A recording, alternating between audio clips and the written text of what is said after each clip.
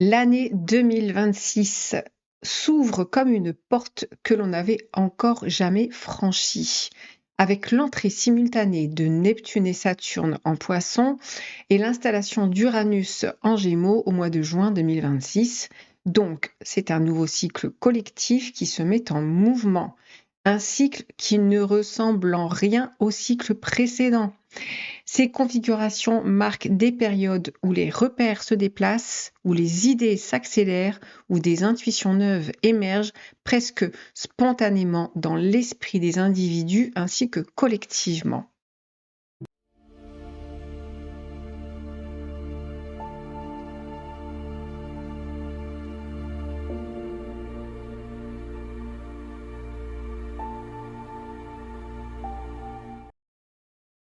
Comme lors du passage précédent de Neptune en Bélier qui se situe entre 1860 et 1875, ce ne sont pas tant des événements qui sont prévisibles qui annoncent ce changement, mais plutôt une transformation profonde des mentalités, des visions du monde, des croyances, des façons de penser de la société. En 2026, l'humanité entre dans une phase de renouveau dynamique où les idéaux, les structures et les imaginaires vont commencer à se redéfinir. Plus qu'une simple année charnière, 2026 peut être envisagée comme le point de départ d'une nouvelle ère où l'élan, l'audace, la recherche de sens et l'innovation se combinent pour façonner des directions que nous ne pouvons qu'appréhender intuitivement. C'est dans cet esprit entre anticipation et ouverture que nous pouvons aborder cette transition planétaire majeure. Avant de continuer sur 2026, il faut aller visiter Neptune en Bélier entre donc 1861 et 1875, puisque Neptune met 14 ans dans un signe, voir un petit peu les courants majeurs qui ont été vécus durant ces années entre 1861 et 1875.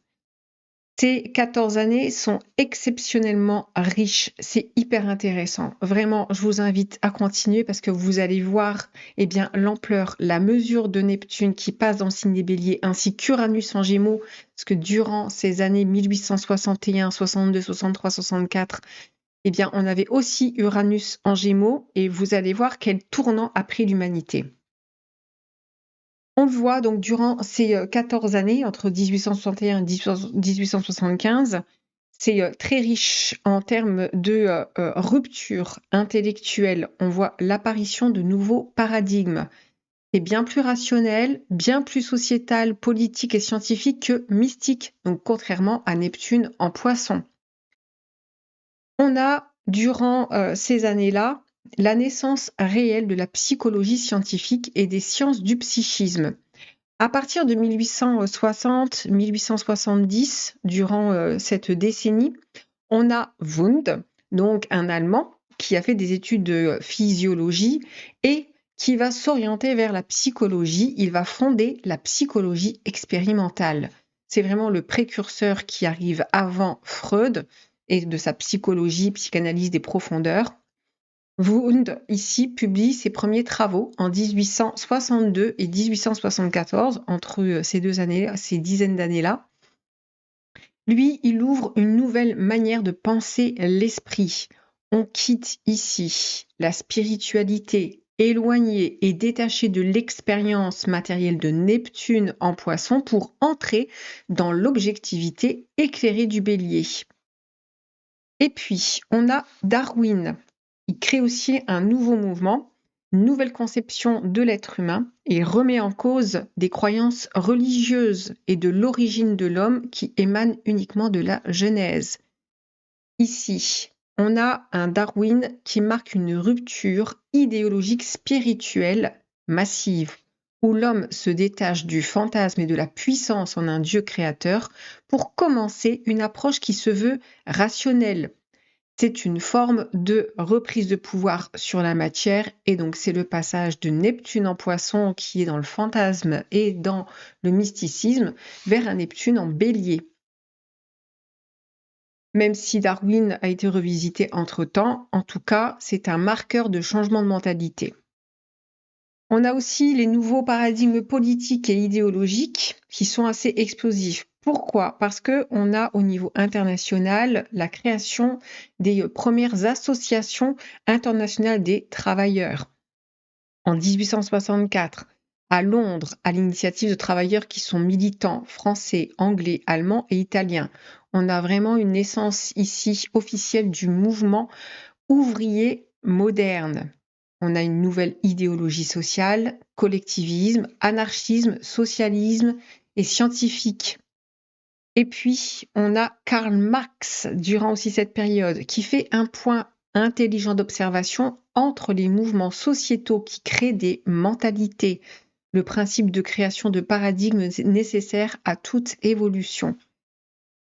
On a aussi la montée des idéologies révolutionnaires avec l'anarchisme de Bakounine, qui ouvre ici une critique radicale de l'État avec un point de projet sur tout ce qui est les sociétés qui sont fondées sur le fédéralisme et l'association libre des producteurs. Il ouvre ici un espèce de débat et en même temps une liberté de reprendre d'une certaine façon aussi le pouvoir. On a vraiment quelque chose qui est en train de s'instaurer durant ces années-là. On a les révolutions scientifiques qui changent la vision du monde, la chimie moderne. En 1869, on a Mendeleev qui publie la table périodique des éléments chimiques qu'on a tous étudiés à l'école en classant les éléments d'après le poids de leurs atomes. On passe ici d'une ignorance de fantasmes et d'illusions dogmatiques au pragmatisme. Et c'est exactement ça le passage de Neptune en Bélier. C'est ce qui engendre ici une nouvelle architecture du monde matériel, une compréhension scientifique de la matière elle-même, chose qui est inédite, qui n'était pas pensable. On a Pasteur aussi, avec la révolution microbienne entre 1861 et 1875. Il y a des découvertes clés. En 1861, Pasteur réfute la génération spontanée qui émane de la croyance divine du principe de création autonome pour entrer dans une observation microbiologique. Donc, les croyances sur l'invisible basculent du mystique au bactérien scientifique. On a aussi la naissance de la thermodynamique moderne. Neptune, l'invisible, devient énergie mesurable. C'est vraiment la transition de Neptune en Poisson vers Neptune en Bélier. Donc vous voyez un petit peu le décor. On a aussi au niveau philosophique Nietzsche qui arrive dans ce décor, qui publie énormément d'ouvrages et il remet en question la question ici de tout ce qui est religion, la morale, etc. Donc on voit qu'il y a dans les idées un changement au niveau des mentalités. Même au niveau artistique, on a l'impressionnisme qui se veut beaucoup plus radical et beaucoup plus dans une nouvelle vision du réel. On a une rupture radicale avec l'académie ici. Émergence du féminisme qui est moderne, donc on est quand même dans les années 1860-1875.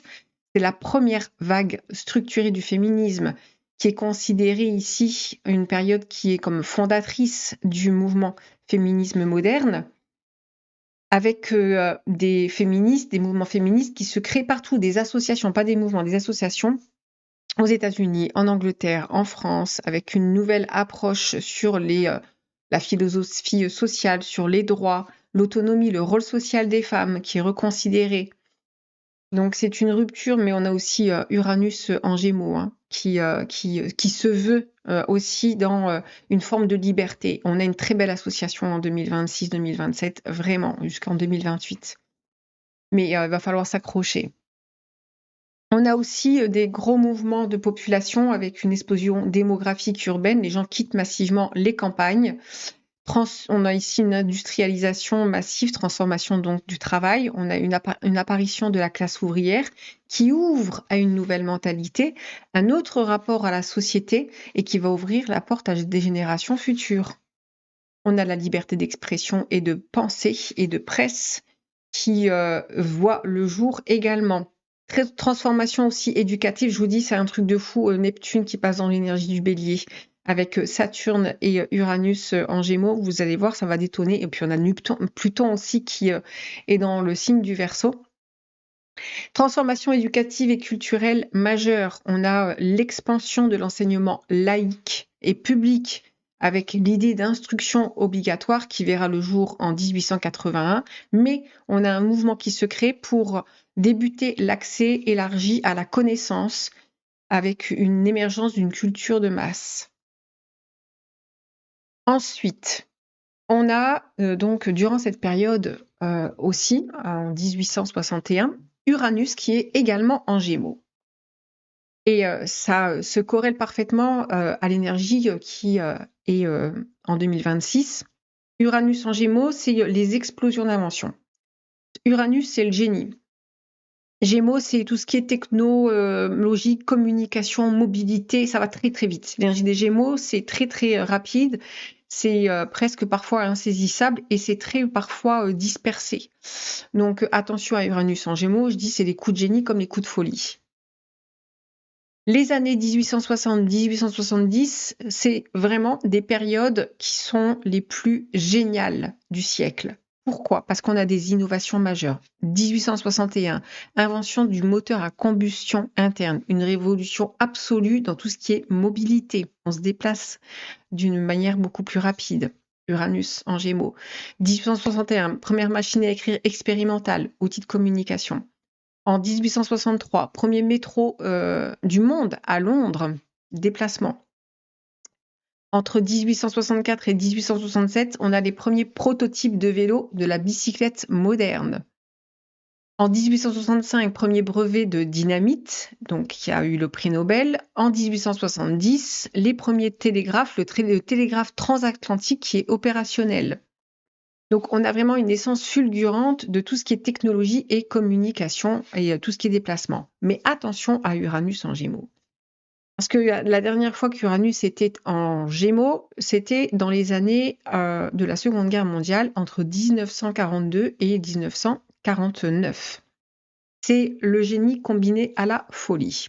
Bien sûr que nous ne sommes pas dans les mêmes configurations planétaires que durant la Seconde Guerre mondiale, ni dans les mêmes configurations planétaires durant cette période de 1861 à 1875, mais ça donne justement on va dire, la tendance et l'influence de ces planètes et de quoi elles vont être vectrices et porteuses. Donc, les grandes innovations de la Seconde Guerre mondiale, c'est le radar, l'ordinateur et donc le développement de l'intelligence artificielle qui est dans les prémices.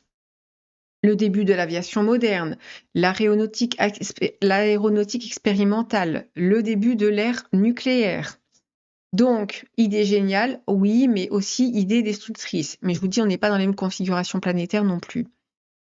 Les idées qui mènent aussi à la folie, donc avec le nucléaire, les propagandes de masse, donc tout ce qui va être les manipulations de masse. Après, comme je vous dis, il y a aussi d'autres influences planétaires à prendre en compte.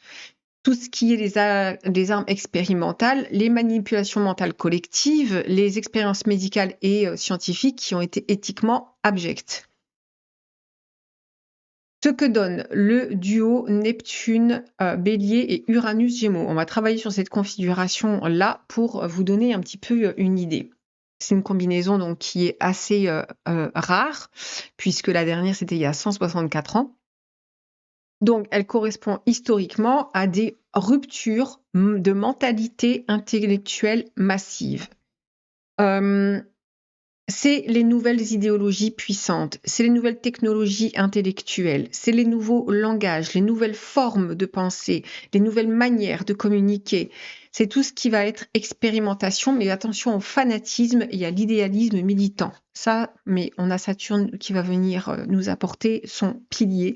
Ici, cette structure. Donc le rôle de Saturne ici, c'est la maturité, la discipline, le frein, les limites, la responsabilité. Donc face aux autres planètes ici, elle va structurer, elle va donner une forme claire. Là où on peut avoir parfois dans certaines énergies, eh bien trop d'impulsivité, trop d'illusions. Quand Neptune inspire, Saturne construit. Et on aura une belle association ici. Quand Uranus révolutionne, Saturne stabilise. C'est pareil. C'est pour ça que les coups de folie, idées de génie vont être comme encadrés. Quand Pluton détruit, Saturne canalise le processus. À noter que nous allons avoir énormément d'énergie d'air et de feu. Nous sommes dans principalement Verseau, où se trouve Pluton, donc le Bélier où on va avoir Neptune et Saturne, et on va avoir Gémeaux avec Uranus, et puis on va avoir également Jupiter qui va passer en Lion. Vous voyez le feu, le feu follet, le brasier. Donc, Saturne va rendre concret, tangible, ce qui était intuitif, mystique ou abstrait. Donc, Saturne apporte ici une architecture. C'est très bien. Quand on revient un petit peu sur l'énergie de Saturne en Poisson en 2023-2026, ça fait, on va dire, Saturne met 2 ans et demi en signe. Je ne sais pas si vous avez remarqué, mais depuis 2024, exactement, Saturne vient structurer un petit peu le flux neptunien. Savoir que Neptune, qui est entré dans le signe des Poissons en 2011-2012, elle a pris place en 2012. Neptune en Poissons, c'est un petit peu les troubles, tout ce qui vient troubler, toutes les projections, toutes les illusions, toutes les fascinations. C'est aussi recontacter avec comme un mysticisme. C'est ce qui a eu lieu dans les années qui ont précédé, donc avant 1861 aussi. Je vais y revenir. Donc Saturne, ici depuis le 2024-2026, quand Saturne arrive dans la mer neptunienne, elle vient pour clarifier, filtrer, séparer le vrai du faux. Elle vient ici illuminer, éclairer sur la fascination qui peut être aveuglante, confronter les illusions et les réalités, responsabiliser sur tout ce qui va être le mouvement spirituel ou les mouvements qui sont un petit peu guidés, mettre une structure où tout était encore diffus et confus. Ces 2 années, si vous regardez bien, ont vu effectivement une remise en question de tout ce qui était du mysticisme un petit peu trop facile, tout ce qui était de boire les paroles, que ce soit des politiciens ou que ce soit de n'importe qui. Il y a vraiment une réintégration du discours qui soit plus rigoureux, qui soit politique ou qui soit ailleurs, spirituel. On a ici des pratiques qui se veulent plus encadrées au niveau thérapeutique spirituel, un besoin de rationaliser. Saturne vient solidifier le cycle neptunien et Saturne en Poisson, on le voit sur cette fin d'année, il vient vraiment trier, il vient apporter une forme de maturité et de sagesse. Il vient un petit peu maturer sur toute la vague de tout ce qui est New Age qui a été déclenché depuis 2011. Donc, nous arrivons en 2026 dans un état collectif très particulier où tout vient d'être comme défait, déformé, remis à nu pour être réinformé d'une manière générale, donc individuellement et aussi d'une manière générale. La conjonction de Saturne et de Neptune en Bélier, donc qui va durer 2 ans, 2026-2028 à peu près, c'est la naissance d'une nouvelle structure spirituelle, idéologique et collective. Ça inaugure un nouveau modèle, un nouveau mythe collectif. Ça lance une nouvelle vision, mais avec des bases qui sont concrètes. Ça appelle à un acte qui est vraiment fondateur. C'est un pas vers une reformulation. Neptune apporte la colonne vertébrale de Neptune qui apporte l'inspiration. Le Bélier apporte la propulsion. Donc, vous voyez l'énergie, la dynamique que l'on peut avoir. Sans Saturne avec Neptune en Bélier, ce serait très impulsif, ce serait très guerrier, voire fanatique. Là, on a une maîtrise, on vient canaliser, donc c'est intéressant. Avec Uranus en Gémeaux, le rôle de Saturne devient encore plus crucial parce que vous avez vu que Uranus en Gémeaux peut faire vraiment des dégâts autant sur les nouvelles idées, mais sur, je vous dis, les idées de génie, mais c'est aussi ce qui peut amener à la folie. Donc Uranus en Gémeaux, c'est la révolution mentale, c'est la révolution communicationnelle, tout ce qui va être technologie, et on ne parle pas des technologies qui sont actuelles, c'est encore d'autres technologies. Donc Saturne ici demande à Uranus en Gémeaux d'ancrer, de filtrer, de distinguer le pertinent du bruit. C'est-à-dire qu'ici, Saturne, c'est si ça fait trop de bruit, revient comme à l'essentiel. Il va vraiment aider Saturne à structurer. Il va organiser les nouvelles formes de communication et tout ce qui va être en réseautage, etc. Donc 2026 marque une nouvelle ère qui est impossible à prédire entièrement parce que l'entrée simultanée de Neptune en Bélier, de Saturne en Bélier et d'Uranus en Gémeaux ouvre un cycle qui ressemble aux grandes périodes de rupture radicale de l'histoire humaine, celle où l'on passe d'un ancien monde à un nouveau monde, un nouveau paradigme, un petit peu comme en 1861, entre 1861 et 1875. Parce que à ce moment-là, les repères collectifs se sont dissous, les nouvelles idéologies émergent sans prévenir, c'est-à-dire que on ne peut pas faire comme du prédictif sur ce qui va avoir lieu, à part donner comme dans des grandes lignes sur les évolutions possibles, mais on sort d'une période de, on va dire, de presque de mysticisme qui a été revisité, parce qu'on est sur un cycle de 164 ans, puisque lorsque Neptune était en Poisson la dernière fois, c'était il y a 164 ans, et c'était une période où on a eu énormément de... c'était très spirituel en fait, c'était très mystique. C'est les Alan Kardec, c'est tout ce qui est les contacts mystiques, etc. C'est l'ésotérisme, voilà, on est sur une approche qui est fascinante, mais qui à un moment donné va devoir comme s'intégrer.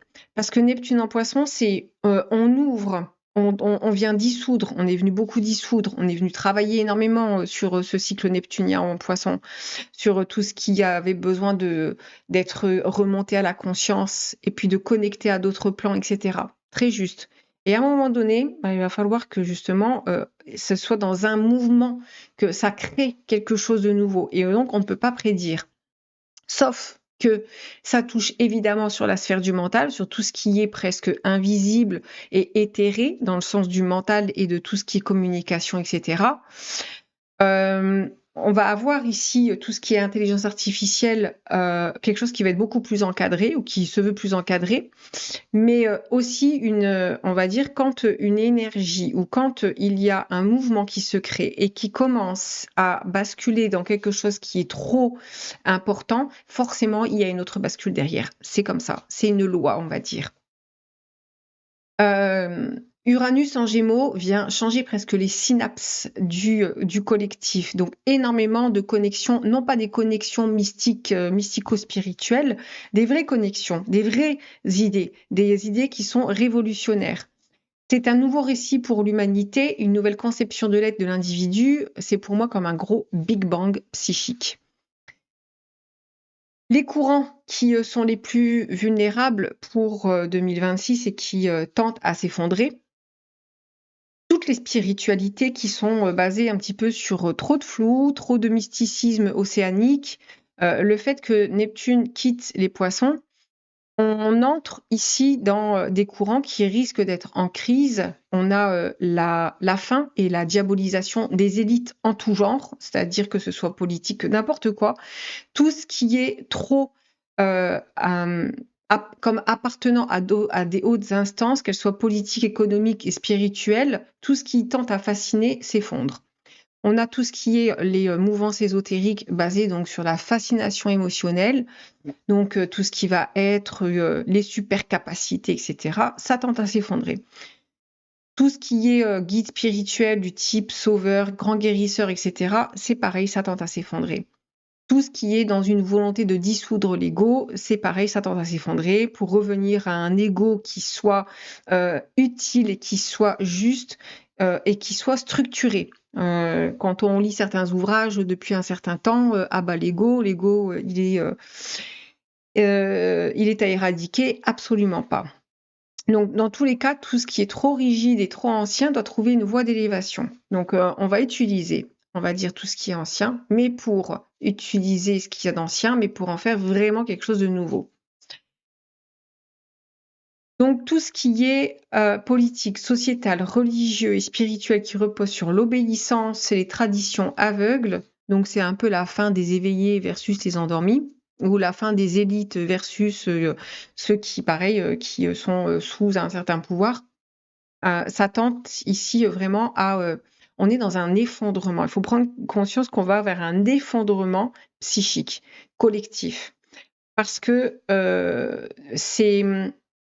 il y a certaines personnes, et je le dis souvent, à partir du moment où il y a une personne, qu'il y a une idée qui est absolument juste, que ce soit par exemple dans des grandes découvertes que j'ai citées précédemment, qui ont révolutionné les mentalités et le monde, eh bien, un être à lui seul peut, par effet cascade, c'est le fameux battement d'ailes de papillon qui fait un ouragan, mais c'est ça en fait. Et quand il y a une idée lumineuse, eh bien en fait, ça change complètement la structure psychique, ce que j'appelle la psychogénèse ou notre architecture psychique, pour relayer l'information. C'est comme ça, et on l'observe et on le voit, c'est d'une évidence absolue. Quand il y a quelqu'un qui a un éclair de génie, cet éclair de génie, c'est parce que ça vient de quelque part, c'est vraiment fait pour changer les mentalités. Et donc, on va vers des effondrements psychiques. Pas forcément évident, mais absolument nécessaire. Donc, nouveaux moyens de communication, nouvelles technologies, et comme je vous dis, c'est pas celles que nous connaissons déjà, pas du tout. Telles que, pour moi, l'IA qui va vite basculer comme étant un artefact d'une ère passagère, mais ça, on y reviendra. Donc, 2026, évidemment, ouvre à une nouvelle ère où on est sur des temps, une période où les structures mentales, spirituelles, politiques et technologiques de l'humanité se reconfigurent en profondeur. Comme en 1861 et 1875, les grandes évolutions à venir ne sont ni mesurables ni prévisibles car elles émergent d'un saut comme collectif de conscience. Ça peut passer par un individu ou plusieurs individus pour ouvrir à de nouvelles idées, de nouvelles inventions, de nouvelles visions du monde qui n'existent pas encore aujourd'hui. Je m'arrête là. Prenez bien soin de vous. À très bientôt. Bye bye.